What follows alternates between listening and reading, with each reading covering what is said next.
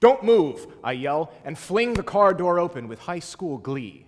This is not the appropriate response to a beautiful girl in a yellow dress sitting in the driver's seat of her little blue car in my driveway and crying, but she doesn't know what I know. See, I'm a genius of symbolism and have had this whole thing worked out for weeks, even before she asked me to prom. We'll get to that in a second. But this part is the most important part, the part where I run back into the house and get the thing. Now, Jenny and I are not boyfriend and girlfriend, but I'm sure you figured that out. But if boyfriend and girlfriend were determined by the proximity of two people to each other, then we'd be on at least our 50th week anniversary. But she goes out with Brad, who doesn't even go to our school, which is why I win the proximity battle. But he's the swim team champion winner. He has to bend to walk through doorways, and he's hung like a horse. And those are just the things you can read about in the newspaper. And his name is Brad, for God's sakes. It's like his parents knew. But here's what I know. Jenny and I are in every single class together. She drives us around all over the place in a little blue car, and she's got a laugh that makes you wish you only told jokes. And we joke about how, she's allergic to flowers, and how we wish we had Valentine's Day candy all year long. And one time, we were driving in our little blue car, and we stopped by a piece of farmland, and there was a hill, and 2 llamas came over the hill and came up to the fence. How cute is that? Does Brad take her to see llamas? No, he doesn't even take her to prom, because he's got a swim championship meet for the tallest, most well-endowed swimmers, is what she says, or what I read in the newspaper. "Would you be able to go with me?" she says. In all caps, no punctuation. "Oh God, yes, this is perfect. My life is perfect. This is just like the movies. Yes." "I would be honored," is what I reply. "The dress is yellow. Is that okay?" "I would match with a live scorpion tuxedo." "Yes," is what I reply. The forthcoming weeks are a flurry of calculated preparation on my part. What do you do when life already gives you lemonade? You sweeten it up even more. You'll see. It's the night of the dance. She drives and parks her little blue car in the driveway. I step out onto the porch. I'm wearing glasses because I wore my contacts too much, and I have a sty boil thing above my left eye. But this makes total sense for the nerd who gets the girl of his dreams plotline to work out. And I wear a fedora and grow out my little peach fuzz mustache to compensate. She's beaming. She comes up the steps. "Here's a flower for your jacket. Sorry, I can't have one." Here comes the sweetener. "Oh, don't worry. I made some for us." And from behind my back, I pull out 2 yellow origami flowers. "That's right. I made flowers for us." She giggles as I put the little fuzzy green craft thing around her wrist. Suck it, Brad. We take pictures, and I hold her waist, and we go to the dance, and I'm happy because Brad is not there and cannot be there, and I am here, and I feel like Taylor, the greatest man in the world. But Jenny doesn't dance with me. I sulk over by the punch bowl. What is happening? The night passes, and the songs pass, and Jay-Z's version of Forever Young passes, and it's over. She comes over to me, smiling, friends in tow.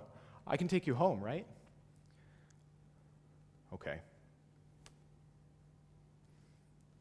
I grumble silently the whole ride back. She says she's sorry. She says she blames herself. She says she has a boyfriend. She says she feels awful, but I feel great because we're almost at my house and I can run back in and get the thing. She parks her little blue car in the driveway, teary-eyed at what she thinks she's done, and I run into the house, past my parents, who are sitting in the living room reading, because that's what they always do. Grab the thing, run back past them, out into the car, open the door, flop into the car, close the door, and she says, "Taylor, I think," but I cut her off and hand it to her.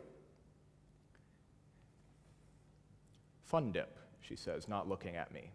Now, fun dip, for those who are not versed in confectionery delights, is a type of candy where it's a stick of sugar and you dip it in powdered sugar, and it's fun. But this particular fun dip is the kind that has Valentine's hearts on it, the kind that I had saved for 3 months, because it's the kind of thing that Brad would never do. She opens the door and walks barefoot in the gravel to the back of the car, leaving me alone. Crap. I go out and follow her to the back of the car, and when I do, she smiles and hugs me. Now, this is not what I was expecting. I don't get hugs from beautiful girls, especially with a boil above my eye and a fedora on my head. She smiles and looks up at me and says, "Taylor, why do you do all this stuff for me?" Now, this is definitely not what I was expecting. I thought the fun dip made that very clear. I like you. I care about you. I like that we get to drive around in your little blue car and how smart and nice and creative you are. But I don't say all that because I thought I already did. And as this horrible feeling of not being gotten dawns on me, I pull back from the hug, but she pulls me back in tighter, this long, warm, cold embrace. She lets go after a time and drives off into the night to a party or Brad or sleep, things I know nothing about. I look into the living room and my parents are still sitting in there reading. Some lemonade. The next day at school, Jenny brings in the paper and it says that Brad has won the swim team championship from last night. And this is a symbol. I know these things. I go into the computer lab and type up a survey entitled, "What should Taylor do with his life?" I put 50 occupations on there from flight attendant to sous chef and give it to the first 30 people I see. Filmmaker wins by 6 votes. Homeless started to win, but after that I crossed it out. Filmmaker. I am going to do something. Lewis dumps the coffee grounds into the big bin of blood, and immediately that I know that this is a mistake. "It's gonna thicken up," he says, as it does the exact opposite, swirling little brown flecks in the thin red liquid. To be fair, Lewis and I know nothing about film school or fake blood or each other. All I know is that Lewis is the worst. "Should we add more chocolate syrup?" he says, squirting globs into the bin. And all it does is make it into a kind of darker Kool-Aid. Lewis is the kind of person that asks if he should do something while he's doing it. He can't hold anything you hand at him, and he's got the kind of laugh that makes you wish nobody ever told jokes. This bin is for the film, the student film, Demon Days at Cooper High School, a film whose title is exactly like the quality. We take the bin of blood and start to pour it into a second blood-shooting contraption, which is basically just another bin with a long tube attached to the bottom and a plug to hold the blood in. And as we pour it, that's when the leaking begins. Now, this machine was designed and constructed by another student who is not here, leaving Lewis and me responsible for its failures. I did not come to film school to fail, especially not next to someone like Lewis, who, need I remind you, is the worst. We carry the second blood-shooting contraption through the hallways of the high school that we're filming at, trailing brown-red sludge behind. We set it in the locker room, where the climactic scene will take place. This is where the star lacrosse player stabs the demon-possessed gym coach with a crucifix, emitting a shower of blood. "We only have one shot at this," I hear the director say, as I desperately try to tape the bottom of the bin with a puddle forming beneath it, and the actors get into place. Lewis and I pick up the very heavy, wobbly bin and put it on top of a very tall ladder, leaving the tube trailing down, and blood is now raining down on the crew. "It's gonna thicken up," Lewis says, completely oblivious. And I take 2 jugs and Kool-Aid powder and water and stir it with my hands, trying desperately to reverse bail out this sinking ship. "Here," I say, and hand it to him. And he says, "Okay," and he grabs them and starts to climb the ladder. But I realize he can't hold on to things, and so he just keeps spilling more blood all over the crew. "Camera set," I hear, and Lewis is ready and poised at the top of the ladder to pull the plug. But he's still holding on to the 2 jugs. "Action," the director says, and the star lacrosse player thrusts the crucifix, and Lewis tries to pull the plug, but he's so weak and the worst.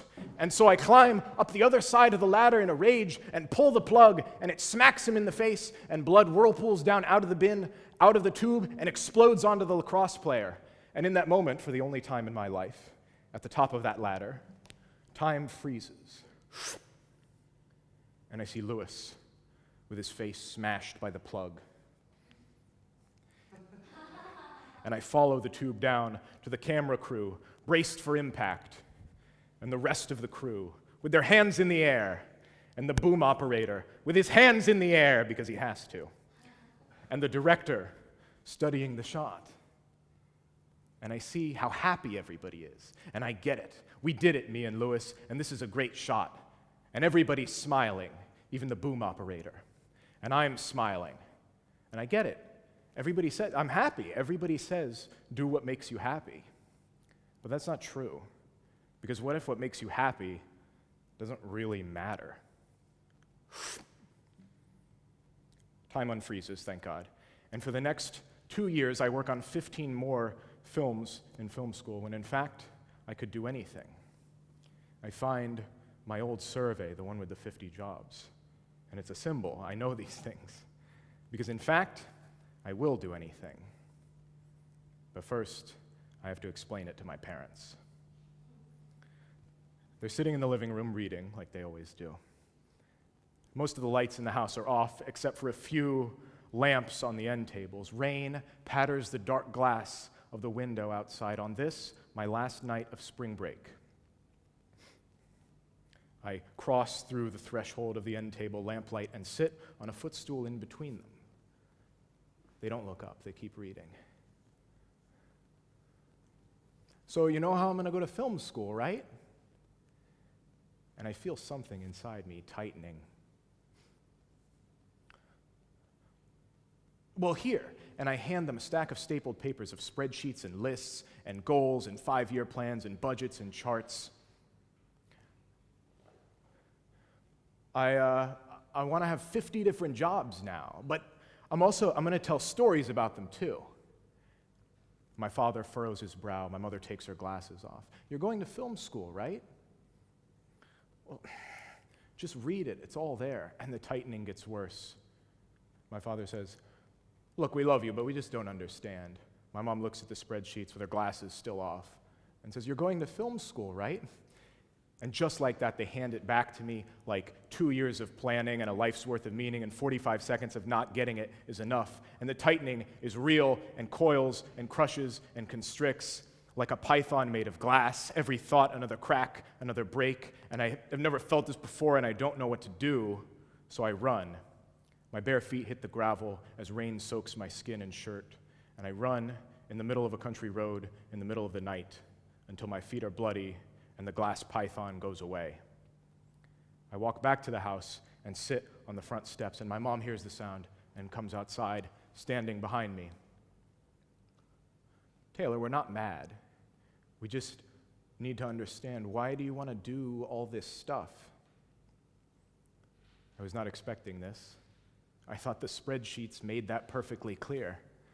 Because the point is the point, because this is the first time I've actually had to work hard at something, and because my life means nothing right now without it. But I don't say all that because I thought I already did. She stands behind me, waiting through the silence, and then goes back inside to get me a towel. She drapes it over my shoulders. Come inside, you're going to get a cold, and closes the door. My cape in the rain, symbols. And of course it would be raining. It has to be. I smile, because from now on, everything matters. A blood-curdling scream erupts through the backwoods of upstate New York as Nicholas tips his canoe along with the 4 other green grasshoppers inside. Now, the green grasshoppers are not insects, but my kids, a mishmash of 7-year-old boys stuck with me as their summer camp counselor, my first of 50 jobs. It's tiring, messy, rewarding, and grueling work because James poops his pants all the time, and he won't admit when he does, instead waiting for me to find out. Despite all the pants cleaning, I honestly love everybody at camp, except for Tyler. He's a faker. Tyler is another counselor, and tonight we are in charge of campfire. He's a big, goofy dude with a huge smile, and he took a summer off during college to just drive all around the United States and ask how he could help strangers. Everybody at camp loves him, but I can see through it. Nobody is that nice. He's got some angle, and tonight I'm going to find it. The campers sit on tree stumps around the campfire. Green grasshoppers huddled next to great white sharks who look longingly towards the purple panthers. Tyler welcomes everyone to camp, and we sing some classic songs. You know them. Have you ever seen a penguin go to tea? and the alligator is my friend. And we roast marshmallows over the fire and drop most of them in because they're 7 years old. And then Tyler looks over to me and smiles and whispers, "Hey, improvise." So now Taylor is going to tell us a story, and it's an amazing story. Tyler knows about my 50 jobs and storytelling scheme. It's the story of how he and I met and became the best of friends a long time ago. I've known Tyler for 5 weeks, and as far as he knows, the alligator is my best friend. But the green grasshoppers and the great white sharks and the purple panthers stare at me with expectant eyes. I was in a plane, a small plane, just big enough for 2 people, me and the pilot, and we were flying over the forests of the nothingness of Canada. I was going to see my father. Now, this is all a total lie, and the premise of the teen fiction best-selling book Hatchet by Gary Paulson, which I hope to God none of them have read. But I grow in confidence and get to the part where the pilot has a heart attack and crash lands in the middle of the forest, leaving me stranded and alone. And that's when I met Tyler, I say, forcing him to start what he finished. But he loves it and says how he was in the wilderness response and he was helping a group of hikers and they heard the crash off in the distance and ran to go see what it was and found me stranded and alone. But dusk was falling fast and they had to set up camp there, and how everyone was scared and worried. But I stayed up and told jokes and stories and kept everyone in good spirits until the morning when we could make it back to the outpost. And Tyler and I hugged and said we'd meet each other again someday soon. And his part of the story is the premise to nothing but being a nice, good person who believes in other people. And that's how we became the best of friends, he says. And I say, yes, that's true, because it is. Tyler's confidence propels me into my 3rd year of film school, and I don't drop out. But now the snow is falling fast, covering the cars in the soundstage parking lot.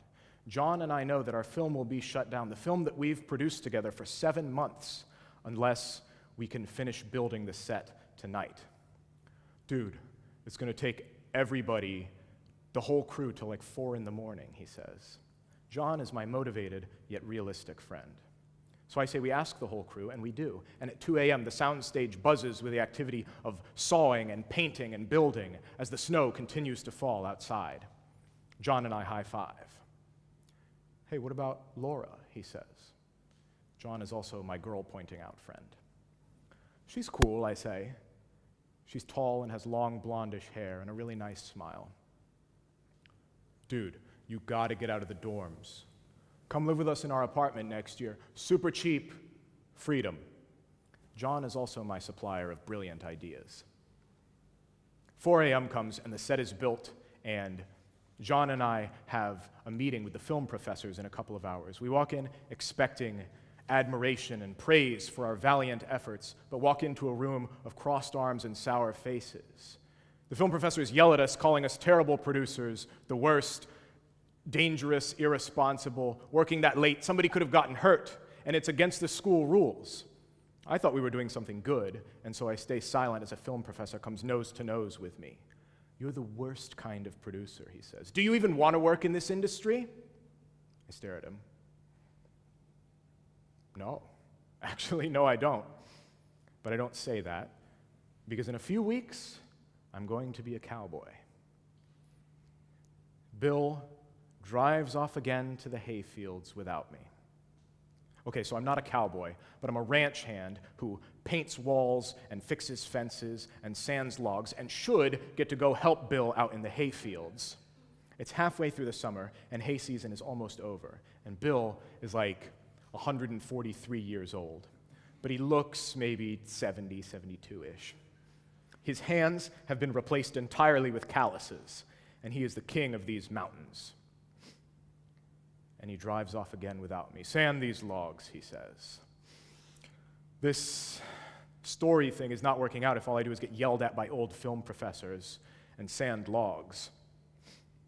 And then, on a Tuesday at breakfast, Bill tells me to go into the kitchen and make a sandwich, which means whatever we're going to be doing is an all-day affair, which means that he trusts me, which means I'll finally get to do something that matters.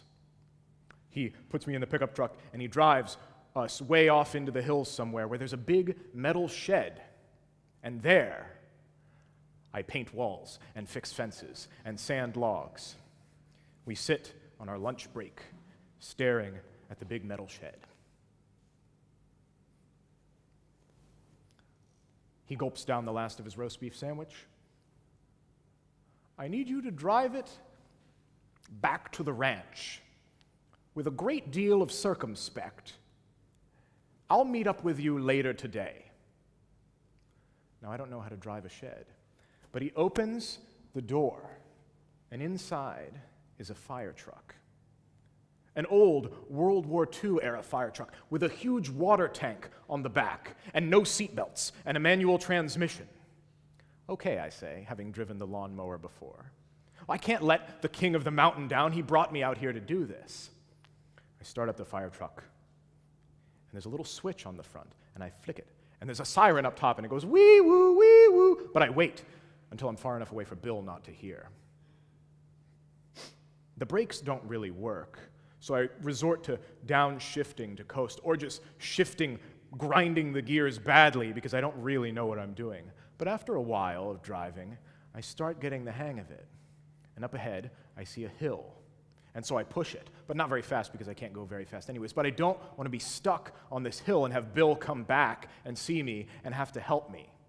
So I push it, and I get up to the top of the hill, and the siren is going wee-woo, wee-woo, and I see that the hill is gravel and it swoops off and to the side. And so I don't want to brake because I'm afraid of skidding. So I downshift badly, and the water in the water tank slides forward and starts us into a skid, and my tires go right and then left and then right, and the whole fire truck tips off the side of the mountain, a sheer wall of rock and mud as tall as a 5-story building, and the fire truck rolls, and it rips itself apart, and I'm thrown and crush my skull against a tree. I wake up on a stretcher, and then in the ambulance, and then in the hospital, and they've cut off my pants. The nurse comes in and says that there was a rancher who was sitting on his tractor, and he heard the crunch and saw the dust cloud off in the distance just as he was turning off his tractor, and that he thought I was dead. But that I'm okay. I just have my cheekbone is broken. And then Bill comes into the hospital room, his calluses folded across, holding onto his cowboy hat. You know, you're lucky Joe even heard the crash from his tractor. You know, nobody could have survived that. It's a sign. You're lucky. And he leaves. He's right, though. He's right. All the spreadsheets and resumes and notebooks are worth it. Why else would I be alive unless this is Act 2? This is the proof I need. I smile and laugh through my cracked cheekbone because I still don't know where my pants are. But now I know it's definitely got to mean something. I go into my 4th year and final year of film school and decide to live with John and them in their apartment. He also helps me find a job, my next job, as a waiter at a pizza place we call the Shroom. And we start working on our final film project, though my work is only for the first half of the year. I am the first AD, which is a very important person on set. And who is on this set again but Laura, the girl with the long blonde hair and really nice smile. I don't know what it is, maybe the fact that I should have died a month ago, but her smile seems so much nicer. We've hung out a couple of times before this, but only because I bike everywhere and she has to drive me to get groceries in her little red car. It's the second to last day of production, and I'm sitting on the floor and during a lunch break, and Laura comes up to me and she hands me a note. And in this note, it says to not be so worried and not be so stressed. And inside, there's even a little handmade coupon for a free milkshake at any time. She's the best. Now that my part in the film is done, I don't have anything else to do, really, but tell stories and work at the Shroom and hang out with Laura. We don't see llamas, but it's pretty close. I start, whenever I bike through the city, looking for her little red car everywhere, hoping for the symbols that start Act 3. We're in her room one day, and she says she's thinking about cutting her hair. I say, no, I like it that way, to leave it the way it is. We're going to have lunch today together, which is nothing new. But suddenly, it is something new. She gets a phone call, and she says it's Thomas, and that he wants to have Chinese food with us, and is that okay? No, it's not okay. Who's this Thomas? Who am I? She goes to the bathroom, and Thomas comes to her house and sits on her bed next to me in her bedroom. He tries to make small talk, but I say I have to go, and I do the only thing I know to do because the glass python comes back, and so I run, feet on pavement, and it helps. Things improve and get worse. I start telling more stories at open mics and start applying to future jobs on cruise ships, especially like places in Alaska. And John and I start working on another film project because I only worked for half of the year. And when I say we start working on this project, I mean we do absolutely nothing for it. I start to see Laura less and less, but not because I need less groceries. Our conversations, our arguments interrupted by moments of blissful agreement. She wears the shirt I like when I see her, and she hates the way I do everything. I make her peanut butter and jelly crackers that remind her of her childhood, and I hate the way she does everything. I look for her little red car everywhere. And then for weeks, nothing. My stories are getting worse, the cruise ship jobs leave me in silence, and everybody else in my class is getting film internships for after they graduate. And I have to see Laura, I have to ask her what we are. I crinkle the milkshake coupon in my hand from 3 months ago. She says she'll meet me at my apartment. She knocks on the door and comes in, sitting on the hammock. Where do you want to get a milkshake? She says, distracted by her phone. McDonald's, I say. Because obviously this isn't a thing between us, and McDonald's milkshakes are the saddest thing ever, and who cares what I think? But I don't say all of that because her hair is short. She cut it. And of course she did. I know these things. And she's made all that perfectly clear that this is Act 3. And so I order vanilla, and she hits the curb with her car, and we argue about whose fault it is, and she takes me home, and John asks if I want to skip classes for a week and go to Iceland, and so I say yes, and we go. A week of cold, snow, winter, and darkness. I vow to forget Laura, whatever it was. It's over. I saw it. Time to focus on graduating and the future and all of the things I'm going to do. John glances up from his computer in our apartment, a week left in school. Hey, dude, I don't need those credits. I'm going to drop that class. He means the project that we were supposed to be working on this whole time that I now must do to graduate. Thus begins the best and worst week of my life, starting and ending with a man named Tyrone. I'm sitting in the Marshall Street Park, you know, the one with the steps and the fountain, considering my options. I have to interview people for this project so I can graduate from this stupid school. I blast out text requests, but prospects do not look good. A shape plops down next to me. He's wearing a blue ball cap and has a duffel bag. Hey, man. Hey, what's your name, I say to the homeless man, and he is indeed homeless. Tyrone, he says, and he explains that he used to live in Washington, D.C., but now he lives here, and he wants to go to the shelters, but he lives under a bridge, and he tried to go back to the shelters, but there's too many drugs there, and he's doing the best that he can, and 47 other things that I don't remember. And hey, what's your name? Taylor, I say. Hey, nice to meet you. It's Taylor, and he asks if he could have $1 because he takes the bus into the city on Sundays because Main Street is better, but his bridge is further out, but sometimes he takes the bus down to 4th Street, and I interrupt him and say, honestly, and I honestly mean it, Tyrone, I don't have any money. I'll give you some, but I just have to bike down to my apartment and I'll come back here and get you some. And he says, oh, that's the direction of my bus stop. I'll just walk with you. Now, technically, any direction is the direction of a bus stop. And I don't want this guy following me and knowing where I live. But I'm always on the lookout for stories, and this seems like a good one brewing. We get to the front of my apartment, a little brick building, and I have him wait outside and sit on the steps while I go up to the 3rd floor. I get my mason jar, pull out a $20 bill, and look out our front window, which looks down onto the steps, and see Tyrone sitting there, swinging his legs. Whatever. I save up because I eat tuna fish every day. I have enough. I go back downstairs, and give Tyrone $100. "Oh, thanks, man. Thank you so much. I appreciate it. Thank you." "Don't sleep under a bridge tonight," I say, feeling pretty good about myself. This project, however, is killing me. It's the last week of college. I'm supposed to be partying and sunbathing and doing God knows what else. Not this. I call Tyler, my friend from summer camp, and tell him that the cruise ship jobs aren't really working out. I did have an interview with one in Alaska, but this whole thing is starting to feel like I'm carrying buckets of blood to a bin at the top of a ladder and pouring it, and it just keeps leaking no matter how good of a shot it is. He says he doesn't understand, but that he believes in me and that everything is going to work out, and that if I do get the job in Alaska, don't get eaten by a bear.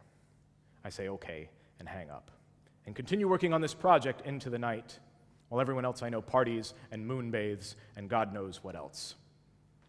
I vow that I have given up on Laura, but I haven't. I purposely have been ignoring her, hoping that she'll purposely ask why. I'm at a lunch shift at the Shroom when I feel my phone buzz. My heart races because I don't get a lot of messages. But it's not from her, it's from the girl that lives with John and me in our apartment. And she says that there's a weird homeless man out in the front of the building, and he tried to follow her up into the apartment, and that he knows that I live here because he said my name. "Is he still there?" I say. "Yes," she says. And so I bike furiously back to the front of the apartment, and Tyrone is standing there, and I say, "Tyrone, what are you doing?" And he looks frazzled, and he explains that, you know, how his dad died and his mom died, and they were in Washington, D.C., and he was here, and they had an inheritance, and he didn't know about it because he wasn't at the shelters, and then he came back to the shelters, and they told him, and now he has to go back, and he shows me on a list, he's figured it all out on a piece of paper, that he's got to go to the bus and get a bus pass and go to Washington, D.C., and there's a lawyer there waiting for him, and he's got to buy shirt and pants, and he hasn't eaten since Tuesday, and it's all there, but he's going to need $100 more, but he's going to get all of the money back. That's the thing. He's going to get this inheritance, and he's going to get this money. It's not a lot to him, but it's enough, and he's going to get it all back, and he just needs $100 more. And I'm frustrated because I've had to skip work, and the fact that Laura doesn't care that I'm ignoring her and this project. And so I say, "Tyrone, I have no reason to trust you. I have no reason at all. Please," he yells, coming face to face with me. He says he has nothing else. He has no other option. This is the only thing he has. All he has is his word, and that's all he can give. Please. In 30 seconds, we stare at each other in silence. And I wish in those 30 seconds that I could see truth or hope or lies in Tyrone's eyes. But all I see is another story for myself. "Okay," I say, and go upstairs to get the money. He saunters off with his duffel bag and $100 more, and my roommate says she's going to try and follow him, but she loses him. But I don't care. Tomorrow is the night that is the all-school end of the year dance, and I have had no time to work on my costume. It's the day of the dance. Thankfully, Laura did tell me one thing, that she's not going to be here today because she has to go to a wedding, so she's not going to be at any of the party stuff during the day or the night. I get a call on my phone, and I hope it's from an unknown number, and I hope that it's Tyrone seeking my legal advice in D.C., but it's the employer from Alaska telling me I got the job. Great. I work on my costume and finish it, and I decide to go as a shirtless ninja with sandals and light-up rave sunglasses. I remember how Laura helped me sew my caveman costume last year and how long ago we knew each other. I dismissed the thought in favor of grinding on total strangers and staring at flashing lights. Now, the school makes you take buses to the event because they don't want people drinking and driving, doing drugs and driving, or just driving. And the bus is like a Cirque du Soleil Halloween party. All found out they won the lottery, and everybody is on drugs and drinking. Despite all of that, I feel a buzz from my phone. Sup? It's Laura. She knows what's up. Dance. You're at wedding. On my way back, smiley face. Great. You have to take the bus by midnight. Bummer, she says. And the bus explodes open, and I grind on total strangers and stare at flashing lights. The night is almost over, and I feel a hand yank my shoulder in the middle of the dance floor. I turn around, and it's her, and she's smiling, and maybe a little drunk. And I feel like I'm on the front porch with my origami flowers. And so I smile and pull the hat off her head. But the hat is pinned to her hair, and so it yanks her hair, and she yells. And of course, I should have seen these things. I know this, that of course this would have happened, and I'm an idiot, and nothing has changed. And she frowns and slips away. And now the night is over, and the buses are piling everybody in, and she's out there, and everybody is out there, and the glass python comes back, and I do the only thing I know to do, and I run in my shirtless ninja costume with sandals and rave sunglasses through the middle of the city streets at night. The buses pass me, sounds of everybody winning the lottery, and they drive away into the night to a party or Laura or sleep, things I know nothing about. It's morning. Tomorrow is graduation. Yesterday, I turned in my project and checked my email, trying desperately to see what my teacher says. He's a mixture of George Clooney and Jack Nicholson, so that's whose hands my fate rests in. I'm at the Marshall Street Park, you know, the one with the steps and the fountain, waiting for my last shift at the shroom, when a shape plops down next to me. Tyrone, I don't have time for this. Look, man, here's the thing. So I went to DC, I went there, I got your $200, I got to open the bank account, but here's the thing. I went and I opened the bank account, and they said it was going to take a day for it to come through, but here's the thing. I got all your $200, but what I really need is just $20 more, because I haven't eaten since last Tuesday. And so all I need is just another $20, and I promise, look, here's the thing. I have it all. It's there. It's just the bank account has to open, and I'll get you your money. I promise you will have all $220. I feel like a mob boss. Tyrone, I graduate tomorrow. I'm going to Alaska. Man, why do you want to go to Alaska? It's cold, and you'll get eaten by a bear. Yeah. Well, I need the money by tomorrow. All right, tomorrow, 8 a.m. in front of your apartment, even though you told me not to go there. I think it'll be okay for this time. 8 o'clock in front of your apartment, a.m. I will have your $220. I promise, all of it, $220. I give him $20, and he fumbles off somewhere. I see a flash of red behind me, but it's not her car. I can't do this. Why did you text me last night? I message her. Because you're my friend, and I wanted to see if you were going. Why? Just trying to figure myself out before I go. That's not a real answer. Well, this isn't a real conversation. I'm at the Marshall Street Park. I'm busy right now. Of course she's busy. I want this over with. Can we meet tonight? We meet in front of the film school theaters at the end of the year screenings of the movies everybody else worked on but me. I ask if we can go over to the new library because there's less people. The library, they started building it my first year, but it's still not entirely done. The campus is quiet, dark, and simple. What, Taylor? You have to say something. I don't know. She looks at her phone, distracted. Like that. Like what? I don't know. Look, you're kind of freaking me out. What's going on? And I'm pacing up and down the steps now. She knows what's going on. We're supposed to be figuring this out.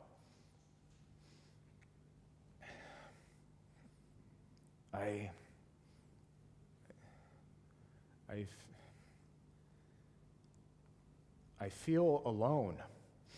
I say it, and just like that, the glass python comes back, and I have to run, but there's nowhere to run, and she doesn't care that I ignored her, and she just keeps checking her phone, and my parents don't care, and I don't have any friends, and I didn't make any movies, and I don't want to ever. And maybe I picked the library because it symbolizes our rebuilding, or maybe a towel is not a cape, and the third act's already over, and I'm never going to be in the newspaper, and she drives a little red car or a little blue car, and I crashed a fire truck off of a cliff, and who cares if it happened if there's nobody to care? But I don't say all of that because I thought I already did it, and isn't that the point? Taylor, you can't just sit there. You've got to say something. And I say, well, I don't know how to talk to people. She leaves, saying she can't help me then, and she has to drop her friends off. I sit, quiet, dark, and simple. Taylor, why do you do all this stuff?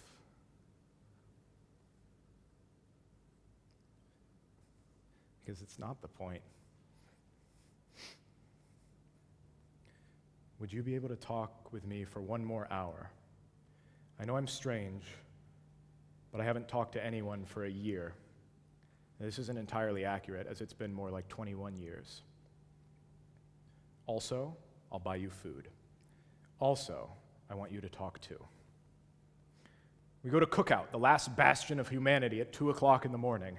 It's a restaurant with no indoor seating, just drive-thrus on either side. We park in the parking lot and order milkshakes. This place has great milkshakes. I explain a little bit, then a little bit more.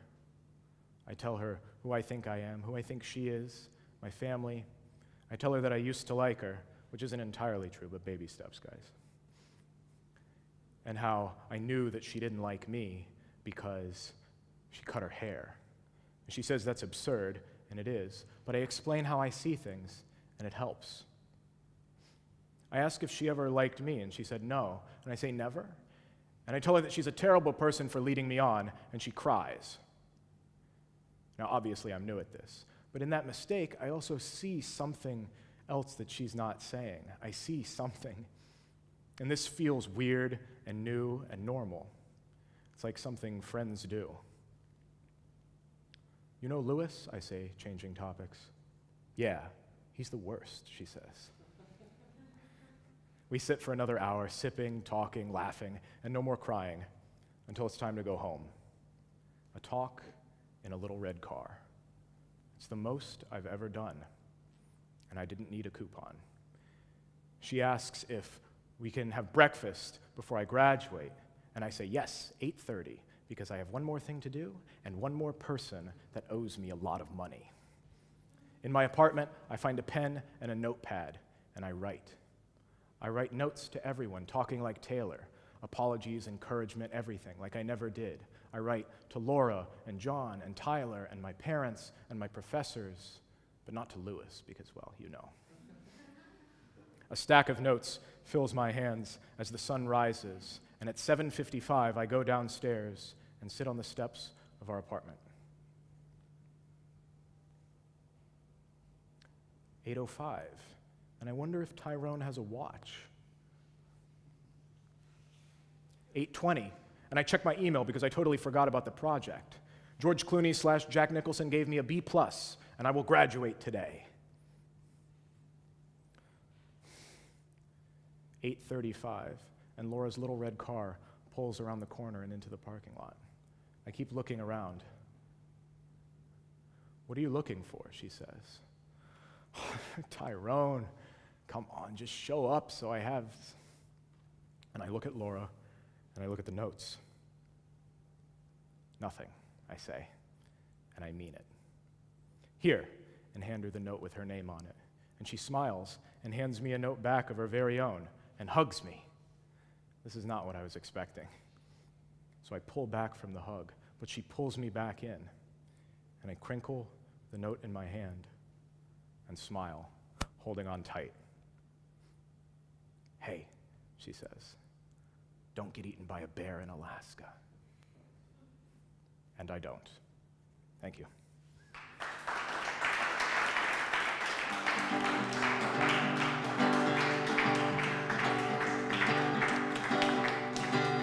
Feeling restless again.